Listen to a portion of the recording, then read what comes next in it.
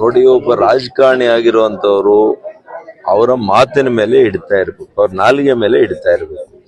ಅದರಲ್ಲಿ ಕೂಡ ಒಂದು ಹೆಣ್ಣುಮಗಳು ಅಧಿಕಾರಿ ಇದ್ದಾಗ ಅವ್ರು ತಪ್ಪು ಮಾಡಿದ್ರು ಕೂಡ ಅದನ್ನು ಹೇಳುವಂತ ರೀತಿ ನೀತಿ ಇದೆ. ನಿಮ್ಮ ಭಾಷೆಯಿಂದ ನಿಮ್ಮ ಸಂಸ್ಕೃತಿ ಅರ್ಥ ಆಗ್ತದೆ, ಜನ ತೀರ್ಮಾನ ಮಾಡ್ತಾರೆ ಅಂತಿಮವಾಗಿ, ಅಲ್ವಾ? ಹಾಗಾಗಿ ಕಾಂಗ್ರೆಸ್ನವ್ರು ಇದಕ್ಕೆ ಉತ್ತರ ಕೊಡ್ಬೇಕು, ನಾನಲ್ಲ.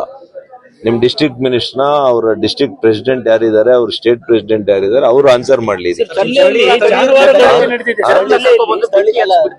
ಅದೇನಪ್ಪಾ, ಪಕ್ಷದ ಮುಖಂಡಗಳು ಇದರ ಬಗ್ಗೆ ಅವ್ರು ತೀರ್ಮಾನ ಮಾಡ್ಬೇಕು. ಅವ್ರು ಇದ್ರ ಬಗ್ಗೆ ಏನ್ ಹೇಳ್ತಾರೆ ಅಂತ ಹೇಳಿ ಆಮೇಲೆ ನಾನು ಹೇಳ್ತೀನಿ.